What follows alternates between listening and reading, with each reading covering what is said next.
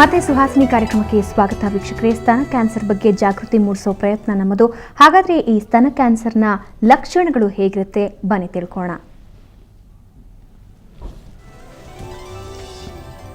ಸ್ತನ ಚರ್ಮ ಸುಕ್ಕಾಗಿದ್ರೆ ಅಥವಾ ಎದೆ ತೊಟ್ಟು ಒಳಕ್ಕೆ ಅಂಟಿಕೊಂಡಿದ್ರೆ,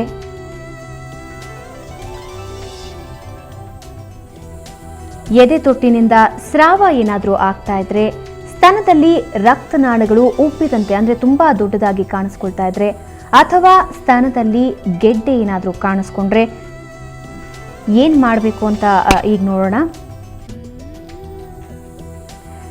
ಈ ಮೇಲಿನ ಲಕ್ಷಣಗಳು ಅಂದ್ರೆ ಈಗಾಗಲೇ ಹೇಳಿದ ಹಾಗೆ ಸುಕ್ಕು ಕಟ್ಟೋದಾಗ್ಲಿ, ಎದೆ ತೊಟ್ಟು ಒಳಕ್ಕೆ ಅಂಟ್ಕೊಂಡಿದ್ರೆ, ಎದೆ ತೊಟ್ಟಿನಲ್ಲಿ ಸ್ರಾವ ಇದ್ರೆ, ಸ್ತನ ರಕ್ತನಾಳಗಳು ಉಬ್ಬಿಕೊಂಡಿದ್ರೆ, ರಕ್ತದಲ್ಲಿ ಗೆಡ್ಡೆ ಕಾಣಿಸ್ಕೊಂಡಿದ್ರೆ, ಈ ಎಲ್ಲಾ ಲಕ್ಷಣಗಳೇನಾದರೂ ನಿಮಗೆ ಕಂಡು ಬಂದಿದ್ರೆ ಕೂಡಲೇ ವೈದ್ಯರನ್ನ ಸಂಪರ್ಕಿಸಿ. ಯಾವುದೇ ನಾಚಿಕೆ ಆಗಲಿ ಅಥವಾ ಮುಜುಗರ ಆಗಲಿ ನಿಮ್ಮಲ್ಲಿ ಇಟ್ಕೋಬೇಡಿ. ಮೊದಲಿಗೆ ಕೇರ್, ಆಮೇಲೆ ಮಿಕ್ಕವೆಲ್ಲ.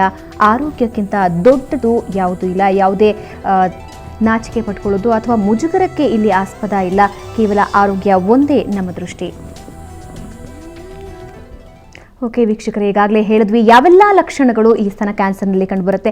ಅಂತಹ ಯಾವುದೇ ಒಂದು ಲಕ್ಷಣ ನಿಮ್ಮಲ್ಲಿ ಕಂಡು ಬರ್ತಾ ಇದ್ರೆ ತಕ್ಷಣ ವೈದ್ಯರನ್ನ ಭೇಟಿಯಾಗಿ ಅದಕ್ಕೆ ಸೂಕ್ತವಾದಂತಹ ಪರೀಕ್ಷೆಗಳನ್ನು ಮಾಡಿಸ್ಕೊಳ್ಳಿ. ಇನ್ನಷ್ಟು ಮಾಹಿತಿಯನ್ನ ಶಾಸ್ತ್ರಿ ಅವರಿಂದ ಪಡೆಯೋಣ. ಶಾಸ್ತ್ರಿ ಅವರೇ, ಈ ಕ್ಯಾನ್ಸರ್ ಅಂದ್ರೆ ಸಾಮಾನ್ಯವಾಗಿ ಒಂದು ಗೊಂದಲ ಇರುತ್ತೆ. ಇದರ ಸ್ಟೇಜಸ್ ಏನು, ಯಾವ ರೀತಿ ಪ್ರಾರಂಭ ಆಗುತ್ತೆ ಅಂತ? ನೋಡಿ, ಪ್ರಾರಂಭ ಆಗೋದಕ್ಕೆ ಸ್ಟೇಜ್ ಇಲ್ಲ. ಪ್ರಾರಂಭ ಆದಮೇಲೆ ವೈದ್ಯರು ಸ್ಟೇಜಸ್ ಫಿಕ್ಸ್ ಮಾಡ್ತಾರೆ. ಫಸ್ಟ್, ಸೆಕೆಂಡ್, ಥರ್ಡ್ ಸ್ಟೇಜ್ ಅಂತ, ಫೋರ್ತ್ ಸ್ಟೇಜ್ವರೆಗೆ. ಫಸ್ಟ್ ಸ್ಟೇಜ್ ಅಂದರೆ ಪ್ರಾಥಮಿಕ ಹಂತದಿಂದ ಕ್ಯಾನ್ಸರ್ ಬಂದಿದೆ ಅನ್ನೋದು, ಆವಾಗ ಚಿಕಿತ್ಸೆ ಪಡ್ಕೊಂಡ್ರೆ ಖಂಡಿತ ಗುಣ ಆಗುತ್ತೆ. ಎರಡನೇ ಸ್ಟೇಜ್ನಲ್ಲಿ ಸರ್ಜರಿ ಅವಶ್ಯಕತೆ ಬೀಳುತ್ತೆ, ರೇಡಿಯೇಷನ್ ಟ್ರೀಟ್ಮೆಂಟ್ ಅವಶ್ಯಕತೆ ಬೀಳುತ್ತೆ, ಕೆಮೊಥೆರಪಿ ಅವಶ್ಯಕತೆ ಬೀಳುತ್ತೆ, ಮತ್ತು ಹಾರ್ಮೋನಲ್ ಟ್ರೀಟ್ಮೆಂಟ್ ಅವಶ್ಯಕತೆಯೂ ಬೀಳುತ್ತೆ. ಅದು ಕೊಟ್ಟರೆ ಈ ಎರಡೂ ಸ್ಟೇಜಲ್ಲಿ ಶೀಘ್ರ ಗುಣ ಆಗುತ್ತೆ. 6 ತಿಂಗಳಲ್ಲಿ ರೋಗ ಮುಕ್ತರಾಗಬಹುದು. ಆದರೆ 3 ಮತ್ತು 4ನೇ ಹಂತಕ್ಕೆ ಹೋದಾಗ we treat them as palliative care, ಅಂದರೆ ಬರೀ ಶುಶ್ರೂಷೆ, ನೋವು ನಿಡಿ ನಿಲ್ಲಿಸುವಂತಹದ್ದು ಮಾತ್ರ. ಮತ್ತು ಅವರ ದೈಹಿಕ ಆರೋಗ್ಯ ಮತ್ತು ರೂಪ ಕೆಡದೇ ಇರೋದಕ್ಕೆ ಆ ಸ್ತನಾನ ಪೂರ್ತಿ ತೆಗೆದುಹಾಕಿ ಪ್ಲಾಸ್ಟಿಕ್ ಸರ್ಜರಿ ಮೂಲಕ ಆರ್ಟಿಫಿಷಿಯಲ್ ಬ್ರೆಸ್ಟ್ ಪ್ರೊವೈಡ್ ಮಾಡ್ತೀವಿ. ಮತ್ತು ಅವರಿಗೆ ಕ್ಯೂರೇಟಿವ್ ರೇಟ್ ಏನಿದೆ ಅಂದರೆ ಸಂಪೂರ್ಣ ಗುಣವಾಗಿ ಆಗ್ತಾರೆ ಅಂತ ಹೇಳೋಕೆ ಬರೋದಿಲ್ಲ. 1-2 ವರ್ಷ 3 ವರ್ಷ ಚೇತರಿಸ್ಕೊಂಡಿರ್ತಾರೆ, ಮತ್ತು ಅದು ಉಲ್ಬಣಿಸಿ ಮರಣಾವಸ್ಥೆಗೆ ದೂಡುತ್ತದು. ಹಾಗಾಗಿ ಫಸ್ಟ್ ಸ್ಟೇಜ್ನಲ್ಲಿ ಚಿಕಿತ್ಸೆ ಪಡ್ಕೊಳ್ಳೋದು ಅತ್ಯಂತ ಸೂಕ್ತ. ಓಕೆ, ಇವಾಗ ನೀವು ಹೇಳ್ತಾ ಇದ್ರಿ ಕ್ಯಾನ್ಸರ್ ಜೀವಕೋಶಗಳು ಬೇಗ ಡೆವಲಪ್ ಆಗ್ತದೆ, ಅದರ ಡೆವಲಪ್ಮೆಂಟ್ ಯಾವ ರೀತಿ ಇರುತ್ತೆ? ಪ್ರತಿಯೊಬ್ಬ ಮನುಷ್ಯನಲ್ಲೂ ನಮ್ಮ ಜೀವಾಣುಗಳ ಉತ್ಪತ್ತಿ ಪ್ರತಿನಿತ್ಯ ಆಗುತ್ತೆ. ಅದು ಪ್ರತಿನಿತ್ಯ ಸಾಯುತ್ತೆ. ಹಾಗೆ ಉತ್ಪತ್ತಿ ಆಗೋದ್ರಲ್ಲಿ ಕೆಲವು ಒಡೆದು ಎರಡೆರಡಾಗುತ್ತೆ. ಎರಡೆರಡಾದಾಗ ಕ್ಯಾನ್ಸರ್ ಕಣಗಳು ಎಲ್ಲ ಒಟ್ಟುಗೂಡ್ತಾ ಹೋಗುತ್ತೆ. ಅದು ಸುಮಾರು 10 ಲಕ್ಷ ಆದಾಗ ಅದು ಒಂದು ಕಡೆ ಹೋಗಿ ಸೇರಿಕೊಂಡು ಸಣ್ಣಕ್ಕೆ ಗೂಡು ಮಾಡ್ಕೊಂಡಾಗುತ್ತೆ. ಅದನ್ನು V call it as small tumours. So ಈ ಟ್ಯೂಮರು ಕೆಲವು ದಿನ ಸುಮ್ಮನೆ ಇರುತ್ತೆ, ಏನೂ ತೊಂದರೆ ಕೊಡೋದಿಲ್ಲ. ಅದು ಬೆಳೀತಾ ಹೋಗುತ್ತೆ. ಆ ಟ್ಯೂಮರ್ ಅಲ್ಲಿ ಆ ಭಾಗದಲ್ಲಿ ಅದಕ್ಕೆ ಬೇಕಾದಂಥ ಆಕ್ಸಿಜನ್ ಇದೆಲ್ಲ ಪಡ್ಕೊಂಡು ಅದು ಬೆಳೀತಾ ಹೋಗುತ್ತೆ. ಬೆಳೆದ ಮೇಲೆ ಕ್ಯಾನ್ಸರ್ ತಳ ಊರುತ್ತೆ. ಅಂದ್ರೆ ಅದು ಯಾವ ಭಾಗದಲ್ಲಿ ಹೋಗುತ್ತೋ ಆ ಭಾಗ ಕ್ಯಾನ್ಸರ್ನಿಂದ ಪೀಡಿತವಾಗುತ್ತೆ. ಹೌದು ಹೌದು. ಮತ್ತೆ ಏನಾಗುತ್ತೆ, ಈಗ ಕೆಲವರಿಗೆ ಅದು ತೆಗೆದುಹಾಕಿದ್ವಿ ಮತ್ತೆ ನಮ್ಗೆ ಇನ್ನೆಲ್ಲೋ ಕ್ಯಾನ್ಸರ್ ಬಂತು ಅಂತ ಹಲವಾರು ಜನ ಪೇಷಂಟ್ಸ್ ನಮಗೆ ಫೋನ್ ಮಾಡ್ತಾರೆ. ಸರ್, 8 ವರ್ಷದ ಹಿಂದೆ ನಾನು ಬ್ರೆಸ್ಟ್ ಕ್ಯಾನ್ಸರಿಂದ ಬಳಲ್ತಾ ಇದ್ದೆ, ವಾಸಿ ಆಯಿತು, ಈಗ ನನಗೆ ಲಿವರ್ ಕ್ಯಾನ್ಸರ್ ಬಂದಿದೆ ಅಂತ.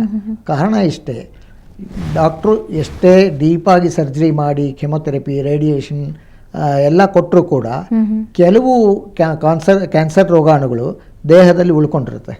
ಅದು ಒಂದಷ್ಟು ದಿನ ಸುಮ್ಮನೆ ಇರುತ್ತೆ, ಸೈಲೆಂಟ್ ಆಗಿರುತ್ತೆ. 1-2 ವರ್ಷ 3 ವರ್ಷ ಆದಮೇಲೆ ಮತ್ತೆ ಆಕ್ಟಿವ್ ಆಗುತ್ತೆ, ಇನ್ನಷ್ಟು ಕ್ಯಾನ್ಸರ್ ಕಾರಕಗಳನ್ನ ಪ್ರೊಡ್ಯೂಸ್ ಮಾಡುತ್ತೆ. ಅದು ಯಾವ ಭಾಗದಲ್ಲಿ ಇರುತ್ತೆ ಆ ಭಾಗ ಕ್ಯಾನ್ಸರ್ ಪೀಡಿತ ಆಗುತ್ತೆ. ಆ ಭಾಗಕ್ಕೆ ಅದು ಕ್ಯಾನ್ಸರ್ ಮುಕ್ತ ಆಗಿರುತ್ತೆ. ಅಲ್ಲಿಂದ ರಕ್ತನಾಳಗಳಲ್ಲಿ ಸೇರ್ಕೊಂಡಂತಹ ಕ್ಯಾನ್ಸರ್ ಕಣಗಳು ದೇಹದ ಬೇರೆ ಭಾಗಕ್ಕೆ ಹುಡ್ಕೊಂಡು ಹೋಗುತ್ತೆ. ಅದು ನಮ್ಮ ಬೋನ್ ಮುಖಾಂತರ ಹೋಗ್ಬೋದು, ರಕ್ತನಾಳಗಳ ಮುಖಾಂತರ ಹೋಗ್ಬೋದು. ಸೊ ಇದು ಹೋದಾಗ ಯಾವುದೋ ಒಂದು ಭಾಗದಲ್ಲಿ ಅದಕ್ಕೆ ಆಶ್ರಯ ಸಿಗುತ್ತೆ, ಆಶ್ರಯ ಮಾಡ್ಕೊಳ್ಳುತ್ತದು, ಮಾಡಿಕೊಂಡು ಆ ಭಾಗದಲ್ಲಿ ಕ್ಯಾನ್ಸರ್ ಆಗುತ್ತೆ. We call it as secondaries. ಅಂದರೆ ಪ್ರೈಮರಿ ಟ್ರೀಟ್ಮೆಂಟ್ ಮುಗಿದಿರುತ್ತೆ, ಮತ್ತೆ ಕ್ಯಾನ್ಸರ್ ಬರುತ್ತೆ, ಬೇರೆ ಭಾಗಕ್ಕೆ ಬರುತ್ತೆ. ಓಕೆ, ಲೈಫ್ ಸ್ಟೈಲ್ ಹೇಗೆ ನೋಡ್ಕೋಬೇಕಾಗತ್ತೆ? ಇವಾಗ ಸ್ತನ ಕ್ಯಾನ್ಸರ್ ಬರ್ದೇ ಇರೋ ಹಾಗೆ, ಇದುವರೆಗೂ ಬಂದಿಲ್ಲ, ಇನ್ನು ಮುಂದೆನೂ ಬರೋದು ಬೇಡ ಅನ್ಕೊಳ್ಳೋರಿಗೆ ಯಾವ ರೀತಿ ಲೈಫ್ ಸ್ಟೈಲ್ ಇರಬೇಕು? ನೋಡಿ, ಒಂದು ಪ್ರತಿ ವರ್ಷ ಅವರು ಪ್ರತಿ ತಿಂಗಳು ಸ್ವಸ್ಥಾನ ಪರೀಕ್ಷೆ ಮಾಡ್ಕೊಳ್ಳೋದು, ಪ್ರತಿ ವರ್ಷ ಮ್ಯಾಮೋಗ್ರಾಫ್ ಮಾಡ್ಕೊಳ್ಳೋದು ಕಡ್ಡಾಯ.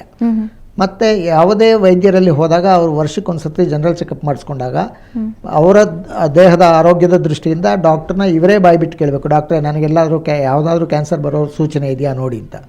ಸೊ ಡಾಕ್ಟ್ರು ಪರೀಕ್ಷೆ ಮಾಡಿ ನೋಡಿ ಯಾವುದು ಇಲ್ಲ ಅಂತ ಹೇಳಿ ಗ್ರೀನ್ ಸಿಗ್ನಲ್ ಕೊಟ್ಟರೆ ಮತ್ತೊಂದು ವರ್ಷ ನಿರಾಳವಾಗಿರ್ಬೋದು ಅವರು. ಅಲ್ಲ, ಆಹಾರ ಕ್ರಮ ಕೆಲವರು ಹೇಳ್ತೀನಿ, ಅರಿಶಿನ ಬಳಸೋದ್ರಿಂದ ಕೂಡ ಈ ಕ್ಯಾನ್ಸರ್ ಅನ್ನು ತಡೆಗಟ್ಟಬಹುದು ಅಂತ. ಹೌದಾ? ಒಂದು ನಮ್ಮ ಲೈಫ್ ಸ್ಟೈಲ್ ಮ್ಯಾನೇಜ್ಮೆಂಟ್ನಲ್ಲಿ ಹೇಗೆ ಅಂದರೆ ಪ್ರಕೃತಿ ದತ್ತವಾದಂತಹ ಆಹಾರ ತಗೊಳ್ಳುವಾಗ ರೋಗಾಣುಗಳು ದೇಹದಲ್ಲಿ ಏರ್ಪೇರಾಗೋದಿಲ್ಲ. ನಾವು ಏನು ಈ ವೆಸ್ಟರ್ನೈಸ್ಡ್ ಇದರಲ್ಲಾಗಿ ಜಂಕ್ ಫುಡ್ಸ್ ತೊಗೊಳಕ್ಕೆ ಶುರು ಮಾಡ್ತೀವಿ, ಪ್ಯಾಕ್ಡ್ ಫುಡ್ಸು, ಕಲರ್, ಯಾವುದೇ ಅಡಲ್ಟ್ರೇಟೆಡ್ ಇದನ್ನು ನಾವು ಉಪಯೋಗಿಸ್ತೀವಿ. ಯಾವುದೇ ಪದಾರ್ಥ ತಗೊಳ್ಳಿ ನೀವು, ಮೆಣಸಿನ ಪುಡಿಯಿಂದ ತಗೊಂಡು ಅರಿಶಿಣದವರೆಗೆ ಎಲ್ಲದಕ್ಕೂ ಅಡಲ್ಟ್ರೇಟ್ ಮಾಡ್ತಾರೆ, ಕಲರ್ಸ್ ಕೊಡ್ತಾರೆ. ಅಕ್ಕಿಗೂ ಕೂಡ ವೈಟ್ನೆಸ್ ಬರೋದಕ್ಕೋಸ್ಕರ ಕಲರ್ ಕೊಡ್ತಾರೆ. ಈ ಕಲರ್ಗಳೆಲ್ಲ ಕಾರ್ಸಿನೋಜನ್ಸ್ ಅಂತ ವಿಜ್ಞಾನಿಗಳು ಕಂಡುಹಿಡಿದಿದ್ದಾರೆ ಮತ್ತು ಇದು ಕೂಡ ಕ್ಯಾನ್ಸರ್ ಕಾರಕ ಅಂತ ಹೇಳ್ತಾರೆ. ಎರಡನೇದು, ಆಹಾರದಲ್ಲಿ ನಮ್ಮ ಏನು ಹಿಂದಿನ ಪದ್ಧತಿ ಇತ್ತು ಮನೆಯಲ್ಲೇ ಎಲ್ಲ ಮಾಡ್ಕೊಳ್ಳೋಂಥದ್ದು, ಸಾಂಬಾರು ಪದಾರ್ಥಗಳಿರ್ಬೋದು, ಅರಿಶಿನ ಉಪಯೋಗಿಸೋದಿರ್ಬೋದು, ಶುಂಠಿ ಇವೆಲ್ಲ ಕೂಡ ಆರೋಗ್ಯಕ್ಕೆ ಮಾರಕವಾದ ಯಾವುದೂ ಅಲ್ಲ. ಯಾವುದು ಒಂದು ಲಿಮಿಟ್ನಲ್ಲಿ ತಗೊಳ್ತೀವಿ ಅದು ಯಾವುದೂ ಮಾರಕ ಆಗೋದಿಲ್ಲ.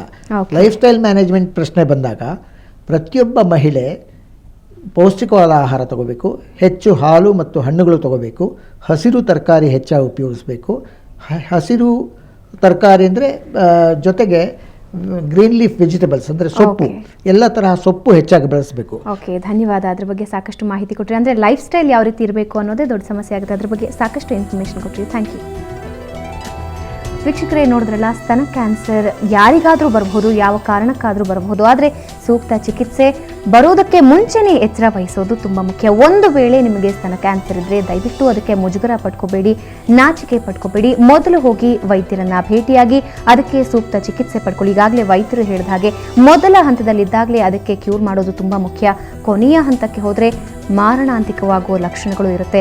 ಸುವರ್ಣ ನ್ಯೂಸ್ನಲ್ಲಿ ಪ್ರಸಾರವಾಗುವ ವಿಶೇಷ ಕಾರ್ಯಕ್ರಮಗಳು, ವರದಿಗಳ ಬಗ್ಗೆ ನಿಮ್ಮ ಅನಿಸಿಕೆ, ಅಭಿಪ್ರಾಯಗಳನ್ನು ನಮ್ಮ ಜೊತೆ ಹಂಚಿಕೊಳ್ಳಿ. feedback@suvarnanews.in ಅನ್ನೋ ಇಮೇಲ್ಗೆ ನಿಮ್ಮ ಅಭಿಪ್ರಾಯವನ್ನು ಬರೆತಿಳಿಸಿ.